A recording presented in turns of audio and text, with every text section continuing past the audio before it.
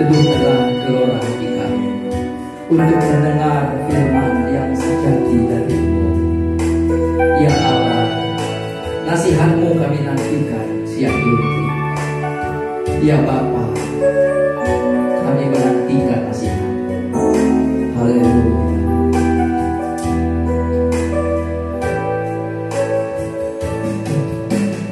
Bapa, ajarku pahami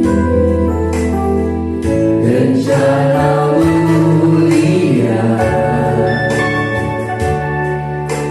Bapa inginkan aku menjadi rancangan semula. Walau itu mustahil,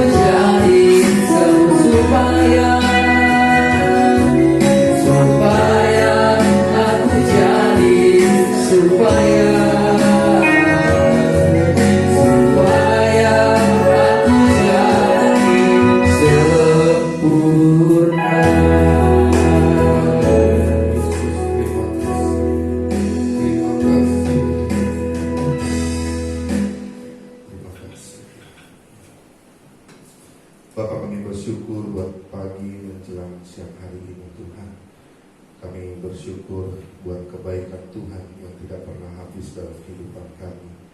Terima kasih buat hari yang terindah, hari yang teristimewa yang Kau berikan bagi kami, Tuhan. Terima kasih buat pujian penyembahan, buat semua apa yang sudah kami lakukan. Dan tiba saatnya kami akan duduk diam, beri kami hati, telinga seperti suara murid, untuk kami dapat mendengar isi hati-Mu bagi kami pada hari ini, Tuhan. Terima kasih Bapa, cengkram hati kami biar Roh-Mu bekerja kepada kami semua, pribadi lepas pribadi, Tuhan, sehingga kami menangkap isi hati Tuhan pada hari ini, Tuhan. Terima kasih Bapa, dalam nama Tuhan Yesus kami berdoa, kami mengucap syukur. Haleluya, amin. Puji Tuhan. Silakan duduk Bapak Ibu Saudara. Puji Tuhan. Shalom. Shalom. Menjelang siang ya, jam 11. Pertama-tama saya bersyukur, terima kasih buat Bapak Gembala serta Amin yang memberikan kesempatan, juga Ibu Rina. Terima kasih buat Mas Setia, juga buat Ibu semua, majelis semua yang memberikan kepercayaan kepada saya hari ini untuk memberikan firman Tuhan. Ada pepatah yang mengatakan tak kenal maka tak sayang. Jadi saya izinkan terlebih dahulu untuk memperkenalkan. Nama saya Jen Rifandi, Bapak Ibu Saudara ya. Saya pengembalaan di Perumahan Sukapura, tidak jauh dari sini. Jadi saya juga di dalam pelayanan kami buka untuk TK bagi anak-anak prasejahtera. Nggak jauh juga dari sini Bapak Ibu Saudara, di daerah Jembatan Tinggi. Ya, saya tinggal di daerah Kusut RGTC dengan Bapak yang pemain musik ini kaget juga ya, ada di mana-mana nih, ini luar biasa. Ya. Anak saya 3, istri 1, Bapak Ibu Saudara, dan tidak ada rencana untuk membuka cabang begitu. Jadi Tuhan karuniai saya seorang putri yang pertama, yang kedua laki-laki, dan yang ketiga laki-laki. Puji Tuhan. Ya, dan pada hari ini dengan kesempatan yang Tuhan berikan, juga bersyukur buat Pak Budi yang tidak hadir bersama kita ya dalam pelayanan tentunya dan kesibukannya. Baik, saya rasa itu saja pengenalan dari saya karena waktu berjalan terus. Tema yang diberikan pada saya saat ini adalah Tuhan perhatikan pembaharuan karakter, Bapak Ibu Saudara. Kita akan lihat terlebih dahulu di dalam kitab Roma pasalnya yang ke-12 ayat 1 dan ayatnya yang kedua. Kitab Roma 12 ayat 1 dan ayatnya yang kedua. Ya, Bapak Ibu Saudara bisa lihat di slide yang sudah saya siapkan. Dan kembali, sebelum kita membaca, saya undang kita untuk bangkit berdiri untuk kita menghormati firman Allah. Kita akan baca bersama-sama 2 ayat ini di dalam Roma 12. Roma 12 ayat 1 dan ayatnya kedua, firman Tuhan berkata 1, 2, 3. Karena itu, saudara-saudara, demi kemurahan Allah, aku menasihatkan kamu supaya kamu mempersembahkan tubuhmu sebagai persembahan yang hidup, yang kudus dan yang berkenan kepada Allah. Itu adalah ibadahmu yang sejati. Janganlah kamu menjadi serupa dengan dunia ini, tetapi berubahlah oleh pembaharuan budimu, sehingga kamu dapat membedakan manakah kehendak Allah, apa yang baik, yang berkenan kepada Allah, dan yang sempurna. Silakan duduk. Tuhan Yesus memberkati. Berbahagialah mereka yang membaca, merenungkan, dan melakukan firman Allah dalam kehidupannya sehari-hari. Amin. Puji Tuhan. Bapak Ibu Saudara, firman Allah hari ini kita akan lihat bahwa ada satu yang Tuhan inginkan dalam kehidupan kita, bicara mengenai karakter saudara. Tolong diklik lagi. Kalau kita perhatikan di dalam ayatnya yang kedua, Bapak Ibu Saudara, kata-kata pembaharuan budimu ada beberapa versi di dalam Alkitab yang agak sedikit berlainan tetapi memiliki makna dan tujuan yang sama di dalamnya. Di dalam bahasa Indonesia masa kini itu dikatakan pribadimu menjadi baru, ya. Kalau di dalam terjemahan baru kan pembaharuan budimu, tetapi di dalam versi bahasa Indonesia masa kini itu berkata pribadimu menjadi baru. Dan di dalam versi Indonesia Modern Bible itu berkata mengenai pembaruan pikiranmu. Lalu di dalam versi Alkitab terjemahan lama itu dikatakan bahwa pembaharuan hatimu. Saudara, ada beberapa hal yang kita tangkap dari kata-kata ini. Ya, saya berikan warna yang berbeda karena ini adalah penekanan kita di dalam pembahasan firman Allah. Firman Allah berkata bahwa kita ini harus mengalami pembaruan budi, pribadi, pikiran, bahkan hati kita. Sehingga firman Allah katakan kembali, kamu dapat membedakan manakah kehendak Allah, apa yang baik, yang berkenan kepada Allah, dan yang sempurna. Bapak Ibu Saudara, Kristen bukanlah sekedar agama, namun kekristenan adalah agama yang praktis, yang bertujuan untuk mengatur perilaku dan cara hidup yang benar. Kekristenan tidak saja dirancang untuk memberitahukan kasih karunia Allah akan keselamatan dan kehidupan kekal bersama dengannya, tetapi juga untuk memperbaiki hati dan kehidupan kita saat ini. Saat kita percaya dan menerima Yesus sebagai Tuhan dan Juru Selamat, Bapak Ibu Saudara, langkah selanjutnya adalah bagaimana kita mengetahui dapat berjalan bersama dengannya dengan lebih baik, seperti yang firman Tuhan katakan dalam Roma 12 ayat 2 ini, untuk tidak menjadi serupa dengan dunia ini dan mengalami pembaruan budi, mengalami pembaruan pribadi, mengalami pembaruan pikiran dan hati kita, untuk selanjutnya dapat membedakan manakah kehendak Allah, apa yang baik, yang berkenan kepada Allah, dan yang sempurna. Tolong diklik. Bapak Ibu Saudara, saya mencatat ada 3 hal mengapa Allah menginginkan kita mengalami pembaruan karakter. Yang pertama adalah Allah menginginkan hidup kita selalu dan selalu diperbaharui dari waktu ke waktu. Berbicara mengenai pembaharuan di dalam kehidupan kita, itu harus terus kita lakukan dari hari ke hari, saudara. Hidup seseorang itu tidak langsung serta-merta dapat berubah, mengalami pembaruan, baik pikiran, baik perilaku seseorang. Harus mengalami pembaruan itu terus berlangsung di dalam kehidupan seseorang dari waktu ke waktu, di dalam kehidupan terus. Di dalam Roma 12 ayat 2, tolong klik lagi. Pembaruan itu bahasa aslinya, Bapak Ibu Saudara, adalah anakainosis, renewal, renovation, complete change for the better, yang artinya pembaruan, direnovasi, mengalami perubahan total ke arah yang lebih baik. Bapak Ibu Saudara, bicara mengenai pembaruan, bicara mengenai suatu perubahan yang terjadi pada seseorang total ke arah yang lebih baik di dalam setiap perilaku kehidupan orang tersebut. Namun kita harus menyadari, Bapak Ibu Saudara, bahwa tidak ada seorang pun yang dapat berjalan dalam kebenaran tanpa dipimpin Roh Allah, sehingga kita dapat mengenal Dia sebagai Bapa kita. Kita nggak bisa loh,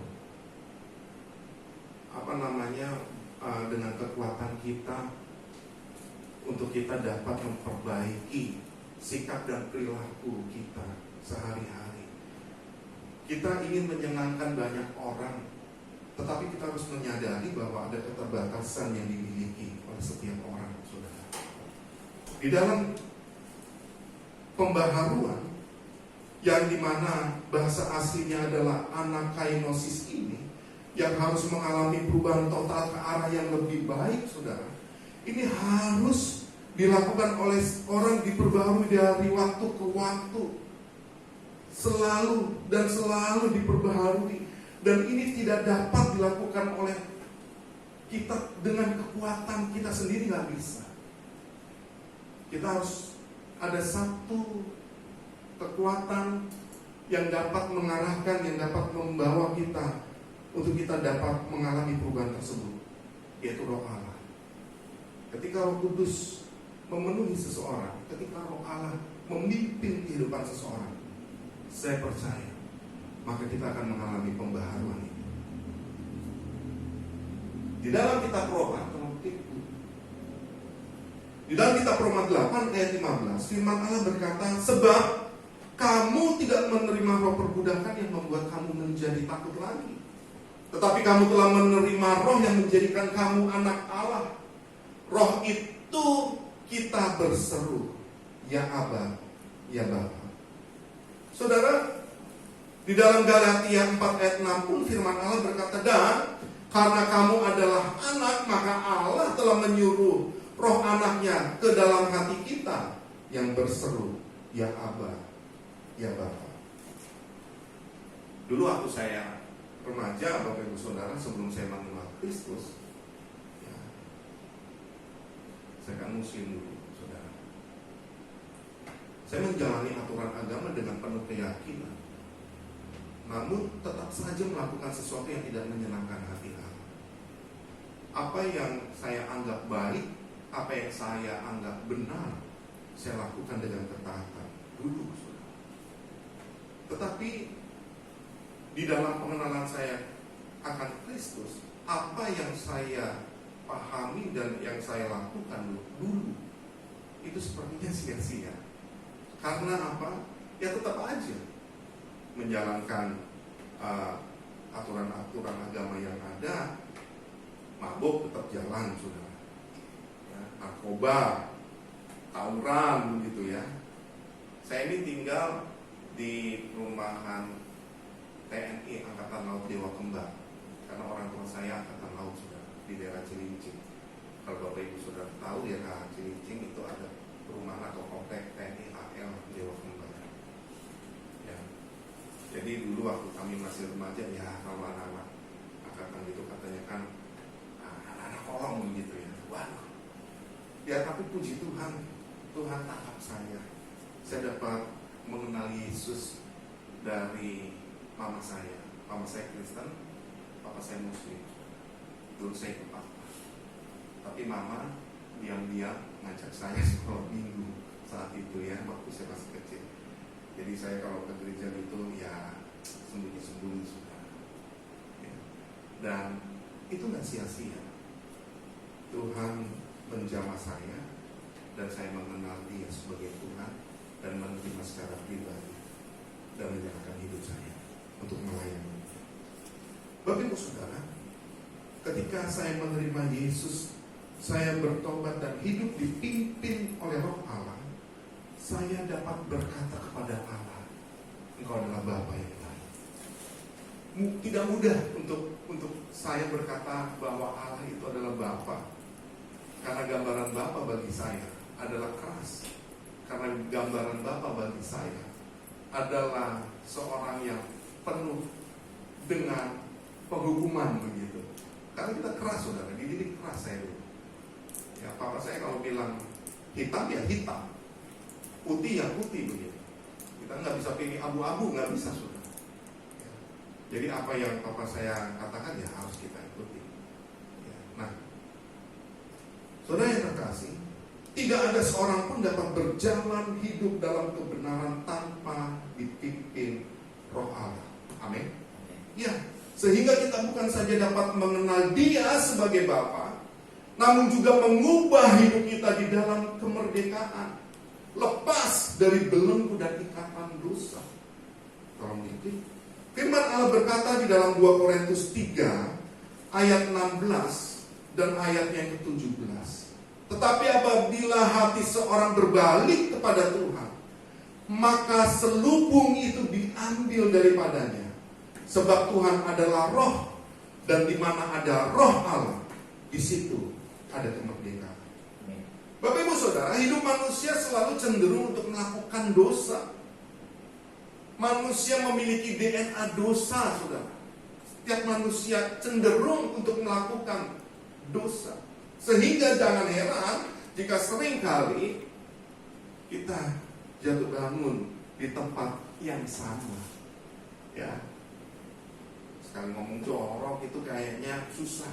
Tanpa sadar itu keluar dari mulut ucapan yang kita keluarkan, saudara, dari lidah ini. Kasar. Ya. Dalam rumah tangga kita lihat suami istri kasar. Judi jalan terus gitu. Mencuri terus, dan sepertinya itu sudah menjadi yang susah untuk dihindarkan atau dihilangkan, yang nggak pernah, sepertinya tidak pernah bisa diubahkan. Bapak Ibu Saudara, ini adalah kecenderungan bahwa manusia melakukan perbuatan-perbuatan dosa. Kenapa? Karena kita memiliki DNA dosa itu. Cenderung kita ingin melakukan yang terbaik, kita ingin mengubah, kita ingin berpaling dari semuanya itu. Kalau kita melakukan dengan kekuatan sendiri, kita akan, kenapa ya, aku nggak bisa ya, aku jatuh lagi ke dalam kesalahan yang sama, dalam dosa yang sama. Kenapa ya? Bapak Ibu Saudara, tanpa roh Allah ada dalam kehidupan kita, tanpa roh Allah memimpin kita, apa yang kita lakukan sepertinya susah sekali. Tapi tidak ada yang mustahil bagi Tuhan. Kalau hidup kita benar-benar mau dipulihkan, berserah diri, minta pimpinan Tuhan, pasti kita akan mengalami pemulihan itu. Amin. Saudara, jika hidup seseorang dipenuhi roh Allah, maka hidup orang tersebut pasti akan mengalami kemerdekaan. Justru dipertanyakan kalau ada orang yang berkata, gua udah bertobat, tapi ya pelan-pelan bahan gitu, belajarlah sedikit-sedikit kan. Kayak seperti orang makan sambal, cabai, pedasnya nggak langsung hilang. Saudara, saya lagi konselingan ada satu keluarga muda, saudara. Ya. Dia bicara sama saya. Kalau di telepon itu sampai telinga saya panas, saudara, karena teleponnya benar-benar jadi panas begitu ya. Begitu dia telepon, nggak bisa saya nggak angkat, harus saya angkat karena pasti dia ingin ingin bicara banyak mengenai keluarga. Waktu saya telepon ngomong, dia bilang begini, Mas,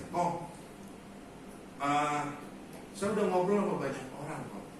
Saya ngobrol sama Pak Ustaz, saya ngobrol sama paranormal, saya punya teman-teman gini. Dia bilang sama loh seperti yang Coach Jen bilang gini. Dia bilang begitu, saudara. Saya dengerin, saya bilang ini orang maunya apa gitu ya. Dia minta solusi dari saya sebagai hamba Tuhan, tapi dia juga minta solusi dari banyak orang-orang yang di luar dari Tuhan, saudara. Saya jadi bingung. Saya bilang, kamu sebenarnya minta pimpinan Roh Kudus, Tuhan, Yesus, Allah Israel yang saya sembah nih, atau kamu ingin minta solusi dari luar gitu, dari luar Yesus, dari mana yang kamu mau tuh mana? Ya kok kan sama aja kok, kan dia kan juga orang yang mengenal Tuhan begitu, saudara ya. Ya tolong doakanlah bagian itu.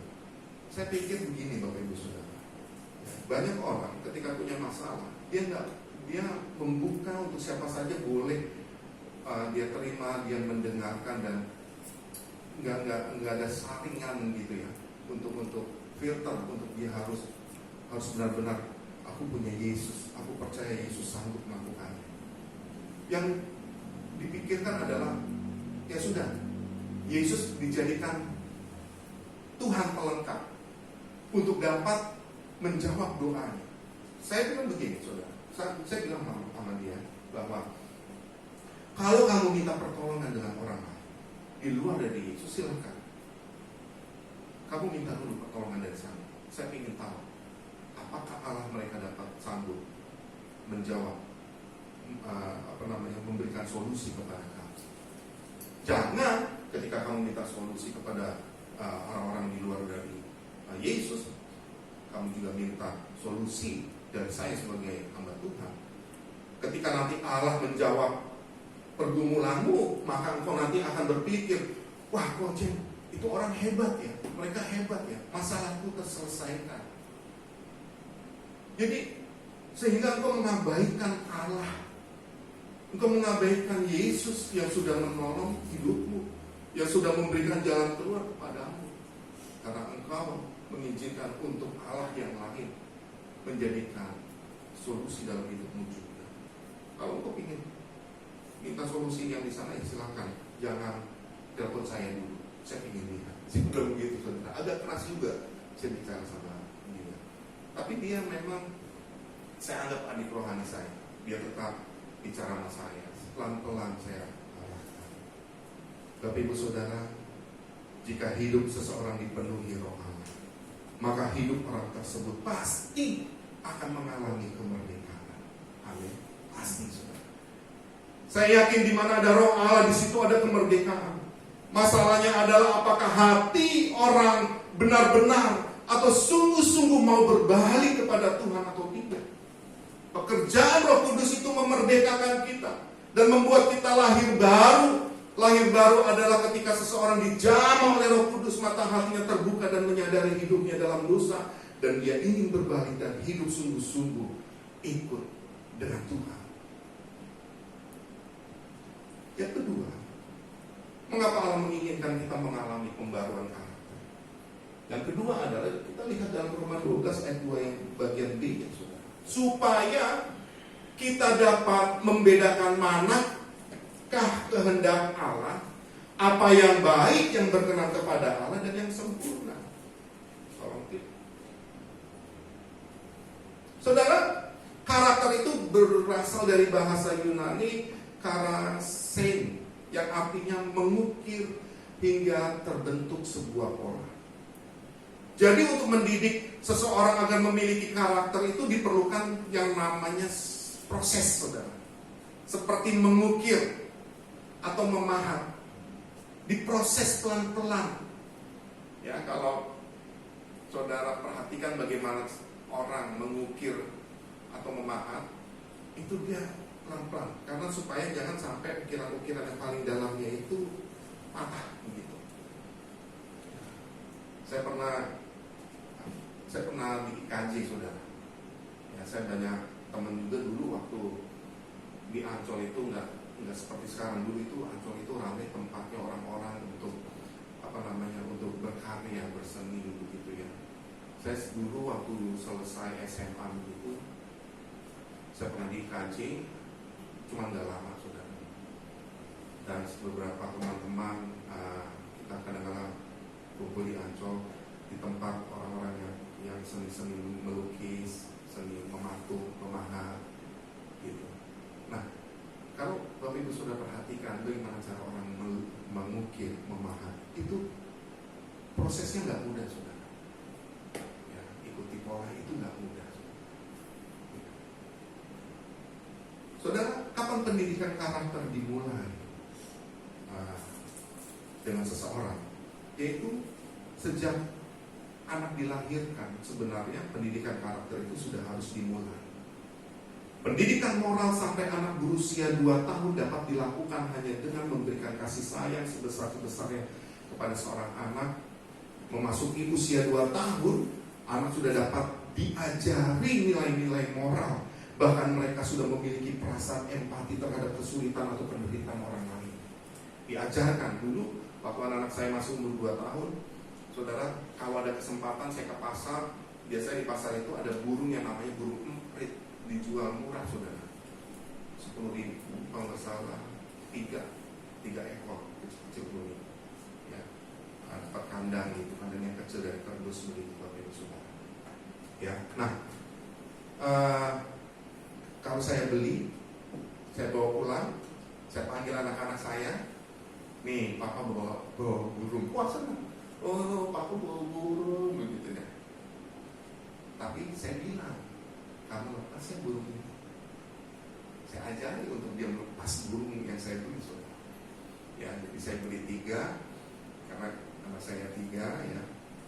Saya ajari, ayo lepas, seperti dilepas, saudara. Nah, yang paling kecil masalahnya adalah ketika lepas itu burung, dia nangis. Dia nangis, dia bilang sama mamanya, "Mama, papa jahat." "Loh, kenapa?" "Burungku dilepas," katanya. "Ya udah," kata mamanya begini. "Udah cari lagi." Dia, mamanya bilang, "Cari lagi lah, Pak." Nangis nih kayaknya, ini sampai sore nih, kayaknya nggak selesai nih. Harus ada pemulihan nih. Pemulihan cuma 1. Cari burung lagi sama seperti ini. Saya harus cari, tapi akhirnya nggak ada, saudara. Karena udah terlalu sore, ya udah kita buat tanya. Tapi dengan cara seperti itu, saya mengajarkan mereka untuk mereka memiliki nilai-nilai moral, ya, memiliki perasaan empati, saudara, ya, kesulitan-kesulitan dan penderitaan, bukan hanya kepada binatang, tetapi kepada sesama. Kalau kita jalan naik motor, ya, kalau pernah kita ketemu ada seorang bapak lagi selonjoran di teras toko, saudara, saya berhenti. Kebetulan saya, istri, dan anak saya itu, anak perempuan saya paling besar. Waktu itu masih kelas 2 SD kalau nggak salah. Saya masih ingat sekali. Kami habis beli pecel ayam begitu, saya berhenti. Saya bilang sama istri saya bilang, "Mah, kita beli lagi 1 bungkus." "Buat siapa?" Dia namanya Stefan ya, Mas. Biar Stefan kasih bapak itu. "Oh ya udah." Akhirnya kita beli. Saya ajarin, saudara. Saya bilang, "Kak, kamu kasih yang apa itu ya, kasih yang mungkin di rumah." Saudara, waktu anak saya kasih, saudara, bapak itu mau pegang anak saya, mungkin mau ngucapin terima kasih, cuma anak saya bantu. Saya bilang sama bapak itu, "Ya sudah Pak ya, makan ya Pak, terima kasih." Saudara, dan ini rupanya menjadi tertanam begitu ya pada anak saya yang perempuan ini, saudara. Sampai-sampai pernah, saudara, anak saya itu dia kita kan ajarin juga nabung, itu celengannya dipecah dan dia mentraktir teman-temannya, diajak ke Indomaret, saudara, semua dibeli loh. Sudah nggak begitu juga kali sih. Kalau kamu ingin beli sesuatu buat teman-teman kamu nggak harus pecahin celengan sih, gitu. Ada hal yang kamu bisa lakukan dengan cara kamu, ada hal yang nggak bisa. Ya tetap aja harus kita pantau begitu, saudara. Nah, Bapak Ibu Saudara, kami di dalam pelayanan kami membuka TK PAUD kalau sekarang ya, TK PAUD. Ya, nah ini kegiatan TK-TK-nya Bapak Ibu Saudara. Ini TK kami ada 2. Kami bikin, kalau Bapak Ibu Saudara tahu jembatan tinggi itu kalau kita keluar dari McD, mentok belok kanan itu Bapak Ibu Saudara pasti lewatin jembatan yang tinggi. Nah di bawah itu kita bikin TK, ya, TK anak prasejahtera. Itu awal-awal saya bikin dengan istri itu nggak mudah, ya. Kita bikin itu jalanan di TK itu rusak. Istri saya waktu saya ajak pelayanan di situ, setiap hari kami didik anak itu sampai peranan kami turun. Tapi saya bersyukur saya punya istri yang kuat, ya, terus melayani Tuhan untuk anak-anak ini sampai sekarang, dari tahun 2001. Ya. Ada begitu banyak Tuhan berikan hati kepada saya untuk menjangkau anak-anak di tempat-tempat yang cukup dikatakan cukup rawan, Bapak Ibu Saudara. Nah, kenapa kami bikin di bawah jembatan? Karena dulu di jembatan itu pernah ada satu peristiwa antara Madura dan Betawi, ya, konflik. Nah, karena konflik inilah saya berpikir kayaknya harus ada sesuatu deh yang kita kerjakan buat daerah ini. Dan tempat ini, saudara, daerah ini daerah yang kumuh, seram, ya, daerah judi, banyak orang-orang pelarian di situ. Jadi kalau orang DPO atau apa, ya gampang larinya ke situ, saudara. Ya, karena tempat ini banyak orang yang nggak melihat saat itu. Ya, jual beli narkoba pas di depan di mana TK kita ada di situ. Kami ajari anak-anak mereka, kami bawa anak-anak mereka, saudara. Kami ajari Calito membaca, menulis dan berhitung. Ya, karakter mereka juga kami bentuk dengan mengajari kejujuran. Jadi dulu kita kalau taruh uang begitu Bapak Ibu Saudara, ya, saya ingin lihat ini anak-anak coba tahu nggak kalau ini bukan miliknya. Kita keluar, begitu kita lihat raib saudara, begitu ya, hilang. Ya nggak banyak Bapak Ibu Saudara. Ya, waktu itu kita tinggalnya 500 perak, 1000. Beberapa kali kita lihat, kita keluar, hilang saudara. Puji Tuhan, raib saudara. Wah, berarti mereka butuh begitu. Ya, tapi terus kita ajar mereka, bukan hanya membaca, menulis dan berhitung. Kita ajari mereka untuk menghafal ayat-ayat firman Tuhan, tapi dengan cara yang sederhana. Karena mereka kan bukan orang Kristen. Tapi teman-teman kita banyak saudara yang kami ajari di situ. Ya puji Tuhan, hari ini saya bisa melihat buah itu. Di mana tempat itu sekarang sudah kekumuhannya sudah mulai berangsur-angsur hilang saudara. Ya, dulu waktu kami ngajari anak-anak nih Bapak Ibu Saudara, jadi kami bergantian saya sama istri. Kalau saya ngajar, istri saya bikinin PR mereka. Nanti jam keduanya kalau istri saya ngajar, saya bikinin PR. Tapi saya keluar nginjilin orang tuanya. Makanya jemaat kita itu kebanyakan dari situ. Ya, ada beberapa dari mereka yang muslim juga begitu ya. Nah, waktu kami ngajari anak-anak begitu, bagaimana untuk cara menghormati orang tua, kamu harus mendoakan orang tua. Saudara tahu, saat kami mengajari anak-anak di luar, itu orang tuanya lagi berantem, ibu-ibu, terus tusukan konde, ya, sampai satu kalau nggak salah akhirnya diproses sama polisi.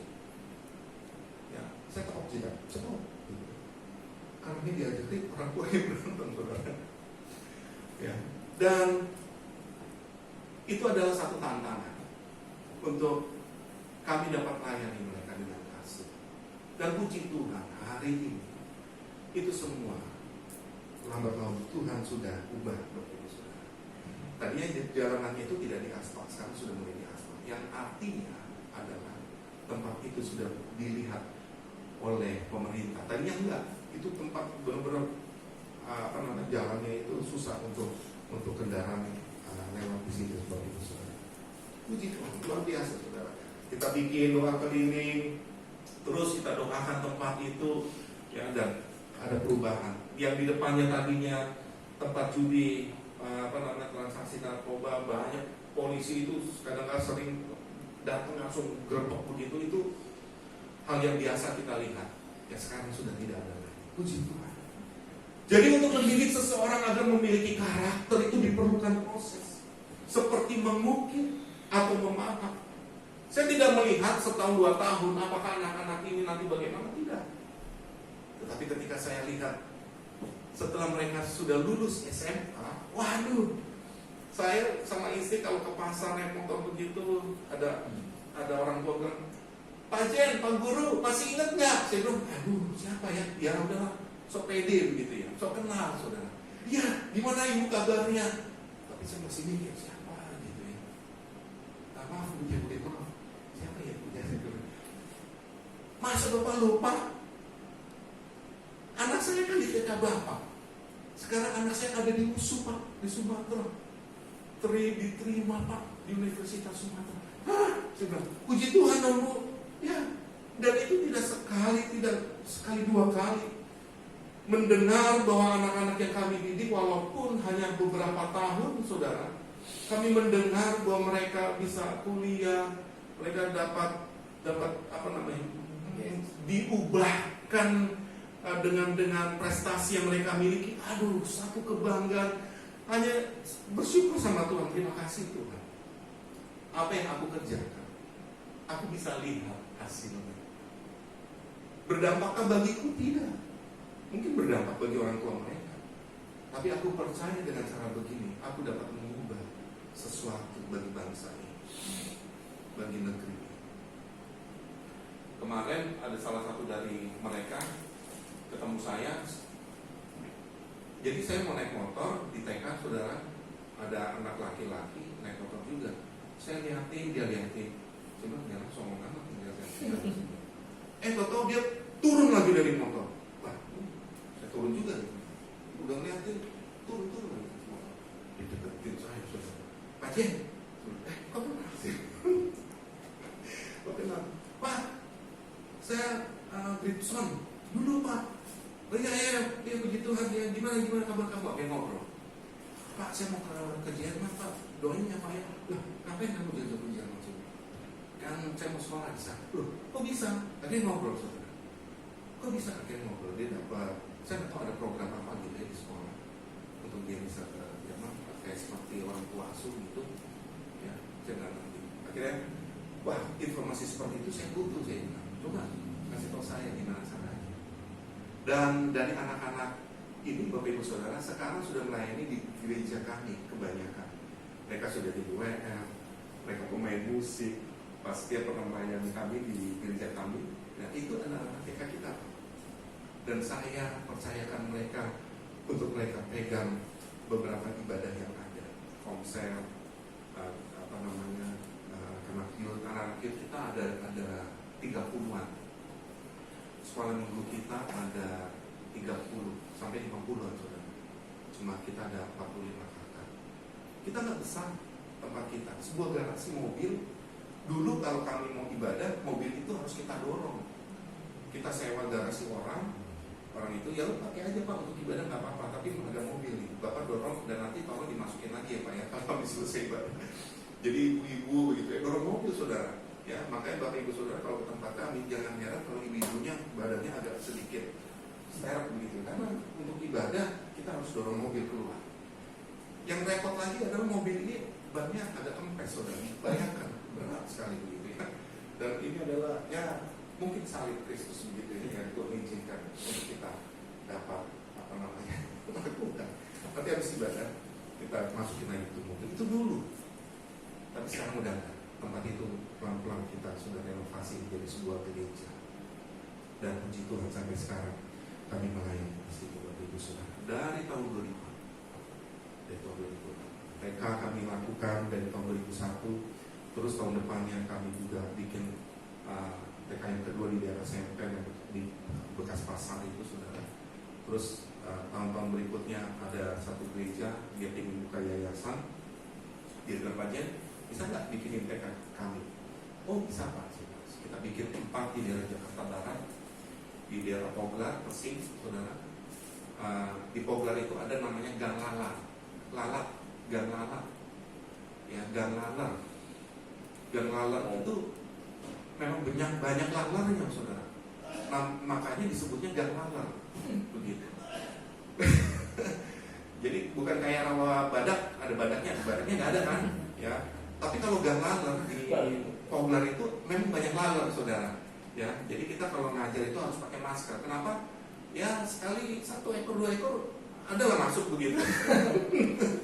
Ya, makanya kalau saya saat hari ini terlihat sehat itu karena ya itu saudara. Ya, jadi kami bikin di situ TK, lalu kami bikin juga di daerah Lenggang. Ada satu TK yang ditutup. Ya ada Pak Ustadz yang suka dengan TK kita. Rame-rame, akhirnya kami tutuplah TK itu supaya nggak ada keributan.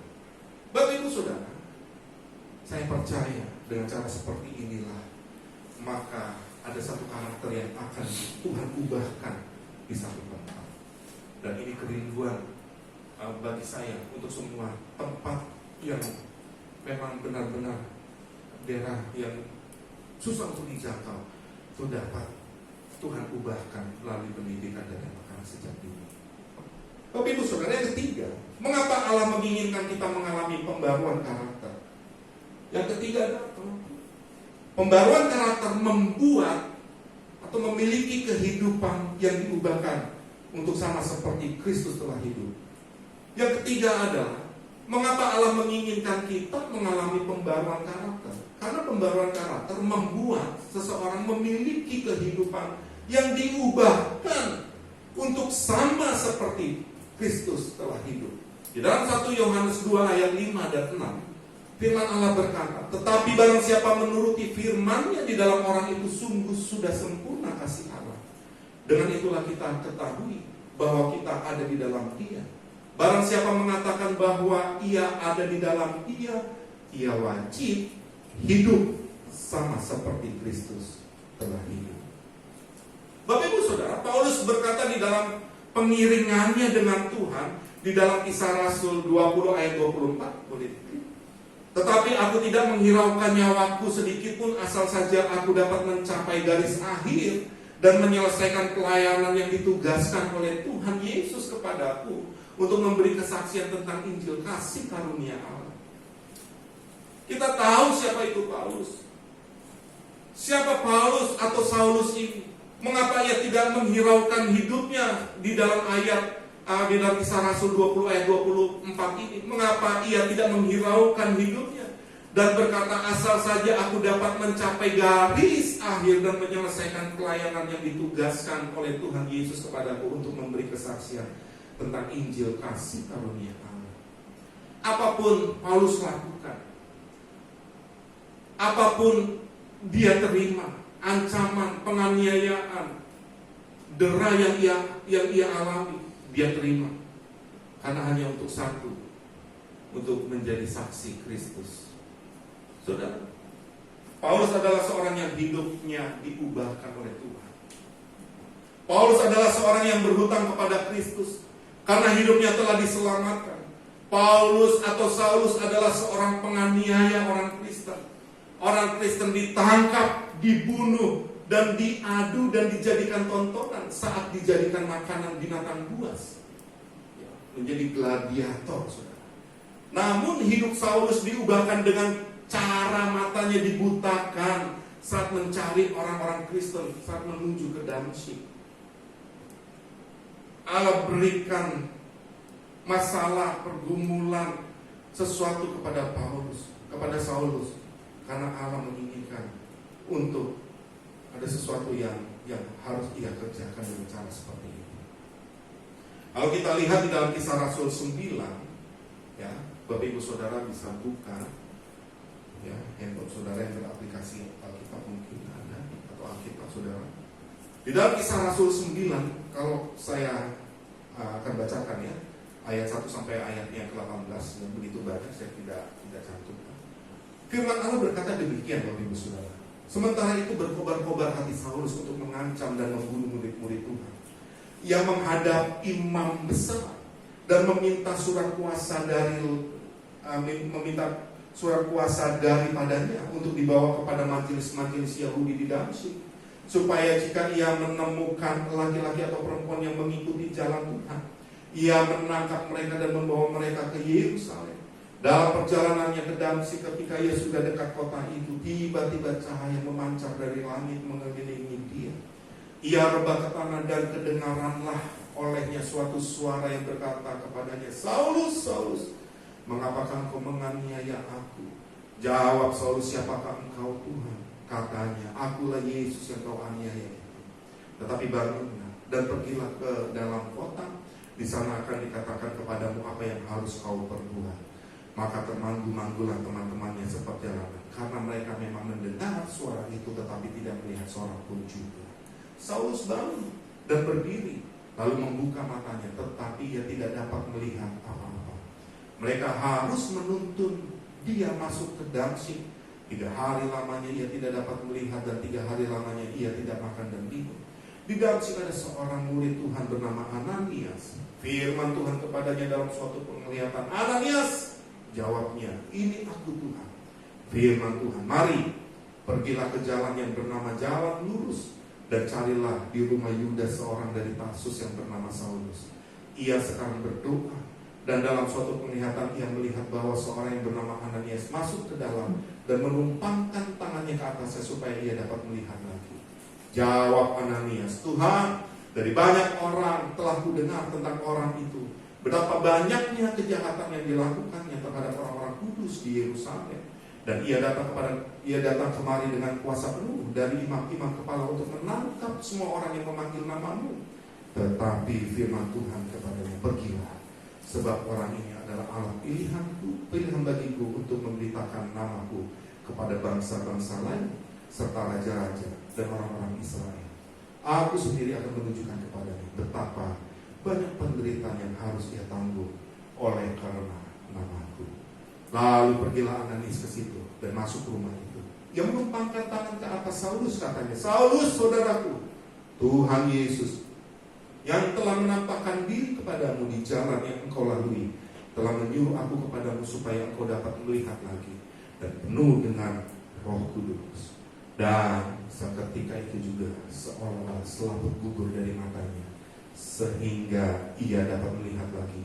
Ia bangun lalu dibaptis. Bapak Ibu Saudara, kita semua bukan orang yang baik, kita semua bukan orang yang benar dalam hidup ini. Tetapi syukur kepada Allah yang memanggil dan memilih kita dan dijadikannya kita menjadi orang yang hidup dalam kebenaran. Dan ini adalah suatu anugerah yang terindah dalam kehidupan kita. Amin. Sesuatu yang teristimewa, saudara. Engkau ada hari ini pun, percayalah, bukan karena engkau bisa, bukan karena engkau berkata, oh aku ingin pergi untuk beribadah ke tempat ini. Enggak. Setiap langkah kakimu saat engkau menuju untuk mendengarkan firman Allah, isi hati Tuhan, saya percaya itu karena Roh Kudus yang membawamu, saudara. Supaya apa? Supaya engkau mendapatkan pesan-pesan firman. Hidup kita semua pasti punya kesaksian, seperti yang Paulus alami. Saya punya kesaksian. Saya percaya kita semua pasti punya kesaksian pribadi atas hidup ini. Bagaimana pengiringan kita mengenal Tuhan sebagai Tuhan dan Juru Selamat kita. Namun Allah sudah ubahkan kita semua. Dan Allah menginginkan kita memiliki karakter seperti Kristus. Amin. Tapi Ibu Saudara, 3 hal inilah yang saya catat. Mengapa Allah menginginkan kita mengalami pembaruan di dalam karakter kita. Yang pertama tadi adalah hidup kita selalu dan harus selalu diperbaharui dari waktu ke waktu. Yang kedua, mengapa Allah menginginkan kita mengalami pembaruan karakter dalam hidup ini? Karena supaya kita dapat membedakan manakah kehendak Allah, apa yang baik, yang berkenan kepada Allah dan yang sempurna. Dan yang ketiga, mengapa Allah menginginkan kita mengalami pembaruan karakter dalam hidup ini? Karena di dalam pembaruan karakter membuat kita memiliki kehidupan yang dapat diubahkan untuk sama seperti Kristus, saudara. Amin. Dan hari ini biarlah firman Tuhan yang kita dengar menjadikan kekuatan bagi kita semua. Kita minta supaya Tuhan perbaharui hatiku, perbaharui hidupku Tuhan, perbaharui pribadiku, pikiranku, perbaharui hatiku. Biarlah hari ini firman Tuhan dapat memberikan kita semua kekuatan dan penghibur. Amin. Tuhan Yesus memberkati. Ada satu lagu Bapak Ibu Saudara yang saya ingin kita nyanyikan bersama-sama. Kita katakan, ku tetap cinta, walau badai datang menerpa, aku tetap cinta padamu Tuhan. Haleluya. Terima kasih Tuhan Yesus. Ku tetap cinta,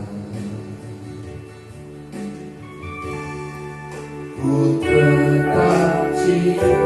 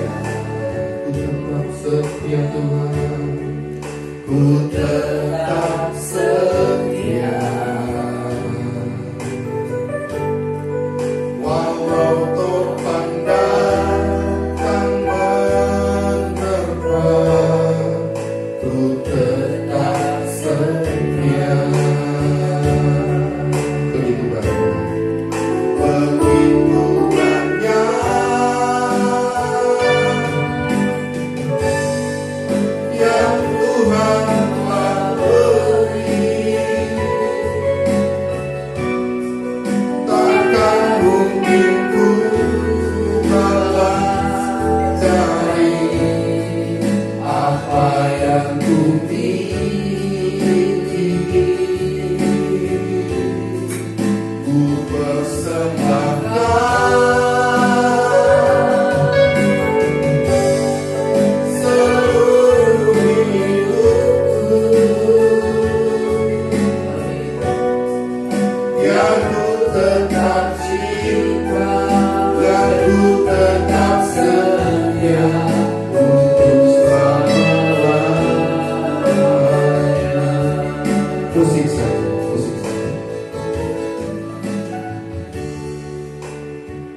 Kami bersyukur hari ini Kau mengajar kami untuk kami memiliki pembaruan karakter kami Tuhan. Karena inilah yang Kau inginkan dalam kehidupan kami. Oleh sebab itu, saat kami ingin hidup kami diperbaharui, baik itu pribadi kami, pikiran kami, hati kami, kadang-kala saat kami melakukannya, kami kembali jatuh di dalam setiap pelanggaran-pelanggaran itu Tuhan. Kami minta Roh-Mu masuk hari ini, memenuhi kami, sehingga bukan kami, bukan dengan kekuatan kami, bukan kekuatan ini Tuhan, tetapi biarlah Roh-Mu yang memberikan kami kekuatan untuk kami dapat mengenal kebenaran-kebenaran itu, untuk kami dapat diperbaharui karakter kami. Terima kasih buat firman-Mu Tuhan. Hamba berdoa buat setiap jemaat usaha hari ini yang ada di tempat ini. Tuhan, berikan kami semua pembaharuan di dalam budi kami, pribadi kami, pikiran kami, hati kami. Tuntun kami Roh Kudus dari hari ke hari. Kami rindu menjadi yang terbaik dalam hidup ini Tuhan. Terima kasih Bapak, terima kasih. Hamba percaya Tuhan, Kau akan melakukan sesuatu yang dahsyat, yang luar biasa bagi kami semua di tempat ini. Terima kasih buat firman. Biarlah firman menjadi kekuatan bagi kami semua. Haleluya. Begitu banyak yang Tuhan beri. Begitu banyak yang Tuhan telah beri.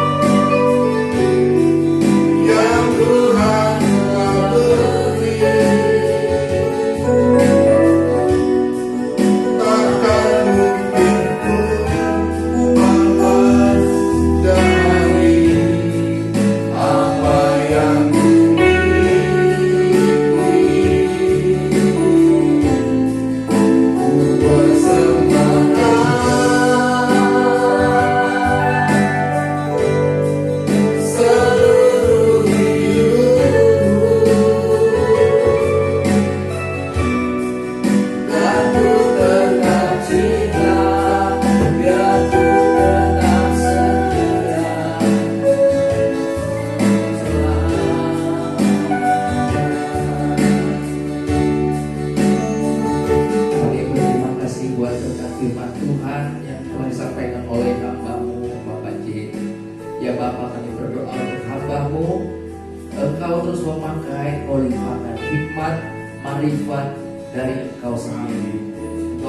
yang pelayanannya, jemaat yang digembalakan oleh hamba-Mu, juga PAUD yang digembalakan.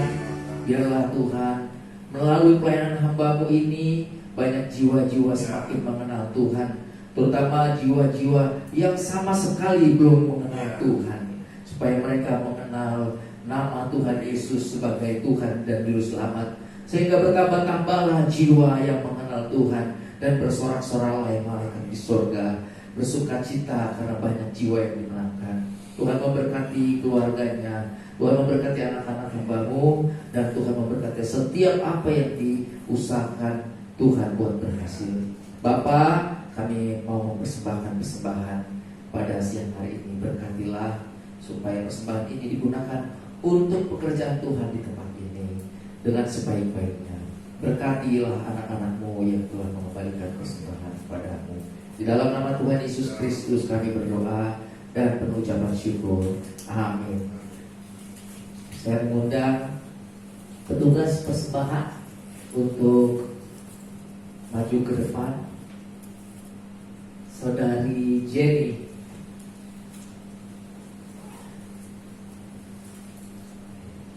Silakan persembahan dijalankan, dan pengumuman Ibu silakan ditampilkan.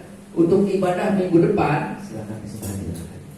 Untuk ibadah raya minggu depan 30 Juni, ya, pembicara adalah Bapak Gunawan, saya sendiri. Dan untuk worship leader adalah Ibu Urim. Kemudian pemusik masih tetap Pak Jerry yang setia melayani kita main musik di tempat ini. Kemudian multimedia Dan apakah ada dua hari? Ada ya? Oh, ibadah youth diselenggarakan pada Sabtu minggu kedua jam 14 di tempat ini ya.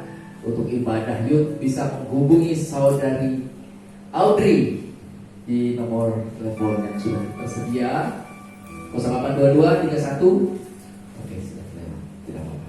Baik, untuk Bapak Ibu yang membutuhkan pelayanan baptisan, kemudian penyerahan anak atau pernikahan atau bimbingan untuk pernikah, bisa menghubungi para pelayan di tempat ini yang nomornya sudah tersedia. Ya, di sini WhatsApp 0878 605 98972. Dan Bapak Ibu Saudara yang terpanggil untuk mendukung pelayanan King Eklesia dapat memberikan persembahan ke Bank BNI. Nomor rekening tertera 202 306 1101. Silahkan di save di nomor handphonenya masing-masing supaya tidak lupa. Apakah ada pengumuman yang lain? Tidak ada pengumuman yang lain. Bapak Ibu Saudara sekalian, kita akan tutup ibadah kita. Kita mari bangkit berdiri, kita akan berdoa syafaat. Kemudian nanti setelah doa syafaat kita akan diberkati oleh doa berkat yang dipimpin Bapak C. Mari kita berdoa Bapak Ibu Saudara sekalian. Bapa kami di surga, kami sampai penghujung ibadah ini. Kami boleh bersyukur kepadamu, mendengar firman, memuji menyembah. Dan sekarang biarlah Engkau Bapa mendengarkan doa kami, jawabnya sesuai dengan kasih setiamu yang besar. Kami berdoa Tuhan buat gereja ini, tim Eklesia, biarlah terus Tuhan pakai untuk membawa jiwa-jiwa makin dekat kepadamu. Engkau telah memilih hamba-Mu, kembali dengan kami Pak Lay Amin, untuk menjadi memimpin jemaat-Mu di tempat ini. Limpahkan hikmat marifat kepada hamba-Mu Pak Lay Amin yang hari ini tidak hadir dalam pelayanan di tempat lain. Sertai, jagai, Engkau menyertai kehidupannya dan pelayanan hamba-Mu dimanapun berada. Tuhan memberkatinya. Bapa, kami berdoa untuk seluruh gereja-gereja-Mu dimanapun berada, walau kami berbeda denominasi, tetapi kami di hadapan-Mu satu. Kami bersatu hati memohon kepada-Mu supaya gereja Tuhan dimanapun berada menjadi berkat, menjadi terang, cahaya yang bersinar bagi orang-orang di sekitar kami, dan mereka melihat nama Tuhan dipermuliakan, nama Tuhan diagungkan. Engkau memberkati seluruh hamba-hamba Tuhan dimanapun berada, mereka yang melayani di kota kecil, kota besar, di pedesaan, di pegunungan, di hutan-hutan. Semua Tuhan sertai dengan kuasa melakukan mukjizat, sehingga kesembuhan, sehingga mukjizat yang besar terjadi. Orang-orang yang belum mengenal Tuhan, mereka melihat tanda mukjizat bahwa Tuhan Yesus adalah Tuhan Juru Selamat satu-satunya.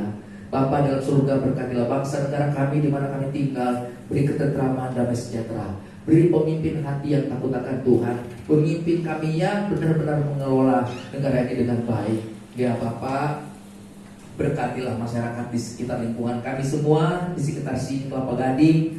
Kau memberkati mereka semua, dan terutama kami anak-anak Tuhan yang ada di sekitar sini, biar menjadi berkat, menjadi contoh teladan. Jangan ada yang mempermalukan nama Tuhan.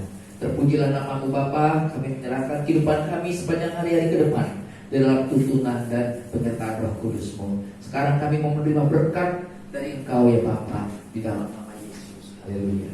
Mari Bapak Ibu Saudara, sebelum kita berpisah, sebelum kita pulang, kita akan terima berkat dari Tuhan. Arahkan hati dan terima berkat dari Tuhan. Tuhan memberkati engkau dan melindungi engkau. Tuhan menyinari engkau dengan wajahnya dan memberikan kasih karunia.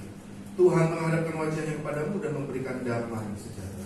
Kasih kuasa, perlindungan penyertaan dari Bapa di surga, kasih dari Tuhan kita, Tuhan Yesus Kristus, dan dengan persekutuan yang indah beserta Roh Kudus, pada hari ini akan menyertaimu, memberkati, menopang, menghiburmu hari ini, sampai Tuhan Yesus datang pada kali yang kedua, menjemput kita semua di awan yang terbaik. Mari percaya dengan iman bersama kita katakan, amin.